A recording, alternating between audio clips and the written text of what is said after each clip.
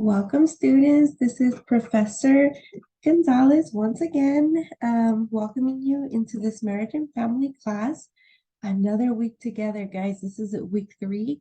Next week, you will be right in the middle of this course, and you guys are just running through it. I first want to do a quick check-in and a little housekeeping.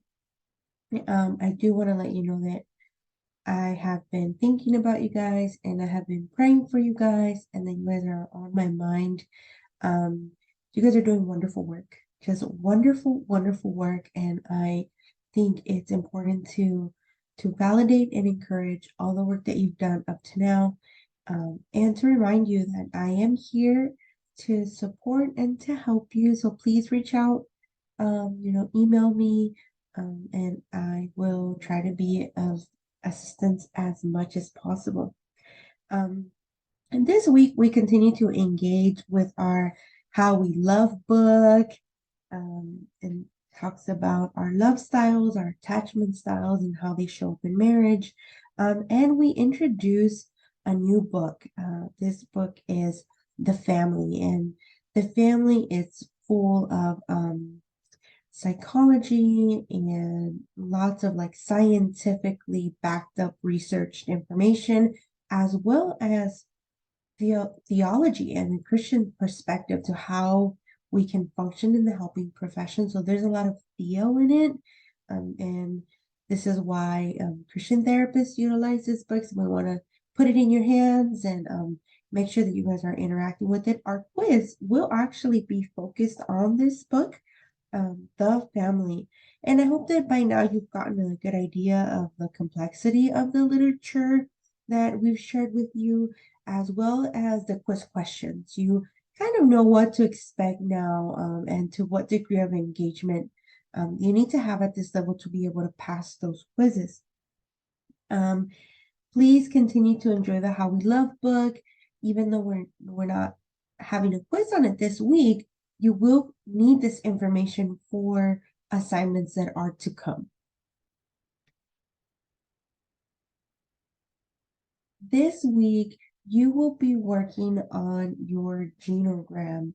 And what is a genogram? A genogram is a family map highlighting your story. And it kind of looks like a family tree. It's a little less creative, I guess, a little blander. um, but it is a diagram, and it does look like a family tree, and it maps out family patterns and relationship dynamics across at least 3 generations. And so, as you're doing your genogram rough draft, you are going to place yourself in the middle, and then you're going to, from yourself, branch out to your parents. And so your genogram will focus on you and your siblings, your parents, and your grandparents. So ideally, we want to be able to incorporate all members of our family. But I know that some of you may have really large families. And so if you have a super large family, I don't want you to like have a heart attack about this assignment. I want you to make it, condense it to maybe the family members that you felt more connected to, or were a larger part of your story, or the family members that you feel like have had a great impact in how your family functions. Again, this may look a little bit confusing, but I did provide you with many resources so that you are able to complete this assignment. I just want to let you know that, once again, a genogram is a therapeutic intervention that we use with families when we're doing family therapy. And sometimes we can do it with individuals as well, as you are going to do today. You're going to do it individually. And like I said, we want to add 3 generations, the most significant people. But if you only had 2, 3, for example, me, it's four of us total, all the siblings, then I do expect you to put that many, right? If you have like 8 or 10, don't do that. Don't do that to yourself. Um, but this is an example of what a completed genogram looks like. The reason why we use genograms in therapy is because it helps us identify generational patterns of relationship, of emotions. It helps us um, view our spirituality throughout the generations.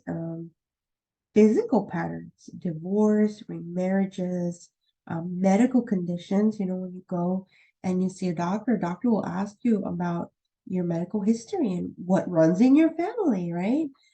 We do that with uh, our medical doctors. We also do that with our psychiatrists and our therapists, um, because patterns, just like we see in medical issues, we see in much other things.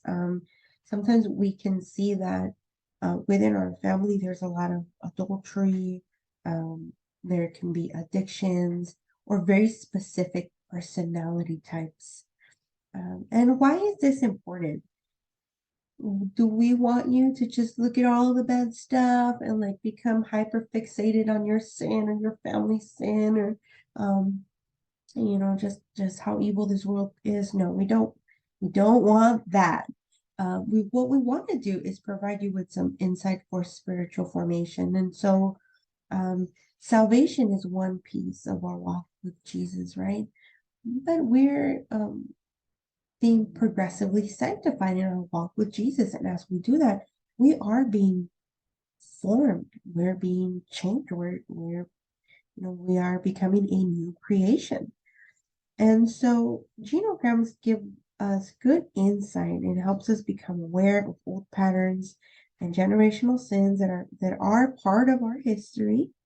Um, but we are also empowered now in God to make different choices, right? We have the ability to break negative cycles and to develop positive patterns and pass them on to our families, right?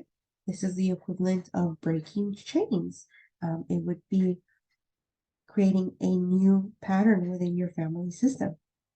And remember always that our new identity, right, our new family is found in Christ.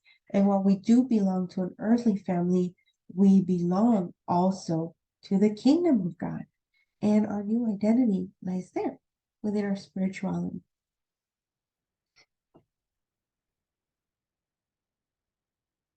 I've provided you with biblical examples of negative family patterns because we see them in the Bible too. It's not just our own family or, our neighbor's family or the other families at the church.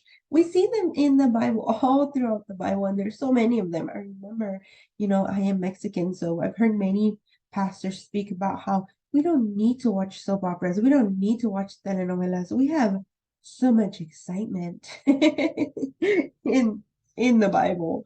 Um, and we see here that in these families there was different patterns, a pattern of lying, a pattern of favoritism, a pattern of cutoffs, a pattern of unhealthy marriages. And we've talked about all of these things already so far in this course, but we're just going to look at one or two.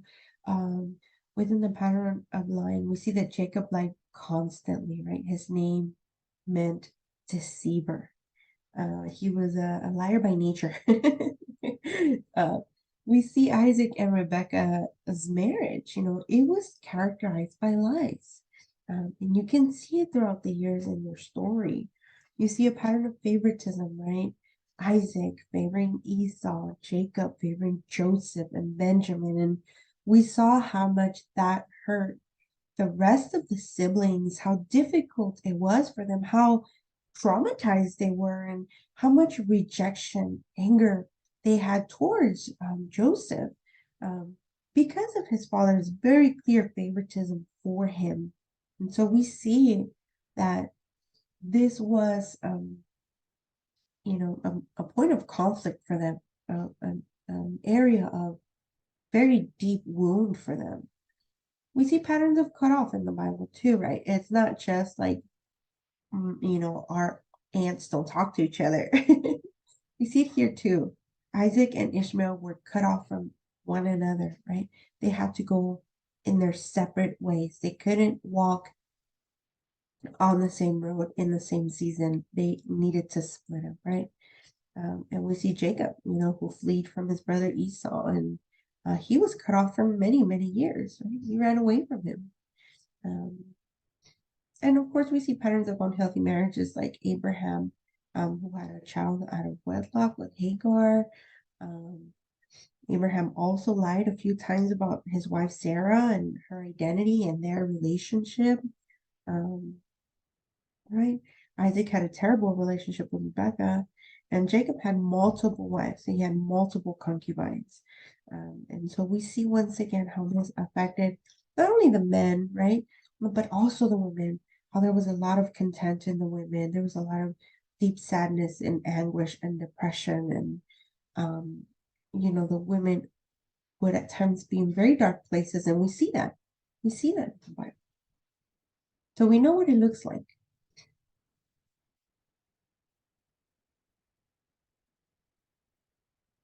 Now, I believe in you. I do, which is why I want you guys this week to start your rough draft of your family genogram. This is it's just a rough draft, not by any means a final genogram. I want you guys to really get into it and try your best. But it's only a rough draft, so once I receive it, I will give you feedback to how we can make it better. So the first step that I want you to do is that I want you to look at your week's resources, and I want you to become familiar with all of the resources that were provided for you. There are plenty.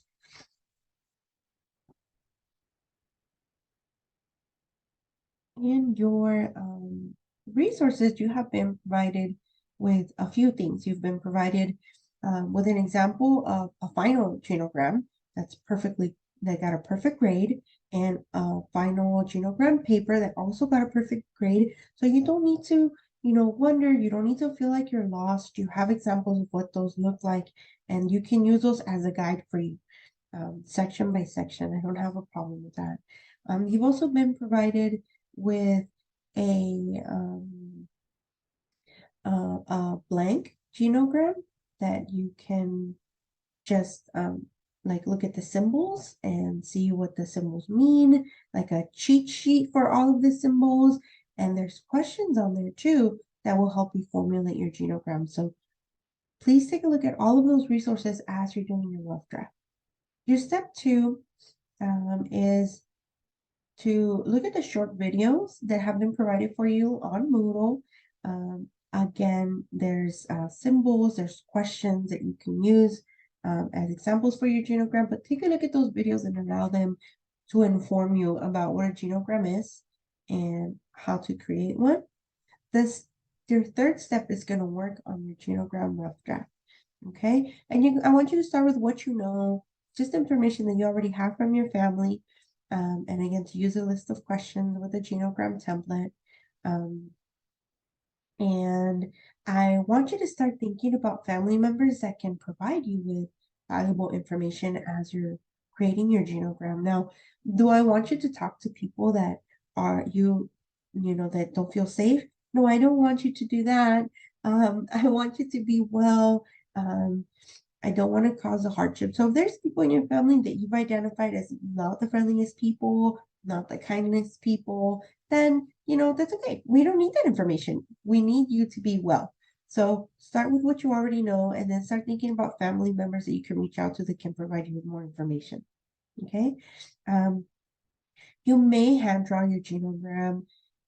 You may also use a computer system. Some people have used Microsoft Publisher and it's really good. Other people have used Word and just like the drawing tools. That looks really good too. Or you can, if you want to be extra fancy, you can go ahead and use GenoPro. I know at our clinic, we pay for GenoPro and we're able to use it many times for our families. But if you sign up, you'll still be able to do like your GenoPro for free. So it still allows you to do yours for free, and you can utilize that as well. The reason why it's okay for you to do it by hand is because it also helps you kind of process. It engages different parts of your brain as you're thinking through this information. So drawing by hand would be ideal, if you ask me, as a therapist. But you absolutely don't have to. But again, if you're not computer savvy, do not worry about it. By hand is going to be, it's going to get just as many points. Okay.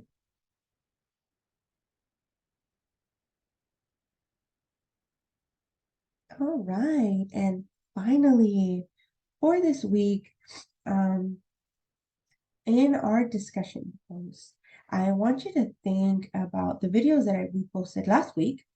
Um, and those videos were on the How We Love book, which I know you're enjoying so much. And you learned a little bit about attachment styles and love styles and how they show up in relationships.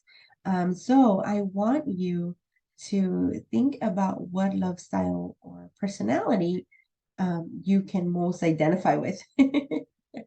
Or which one you've observed in your family, right? Pick whichever you're willing to share the most, which one you identify with personally, or which one you've observed that continuously shows up in your family. So that's one part of this discussion post. The second part is that in this lecture, you were provided with biblical examples of negative family patterns, right?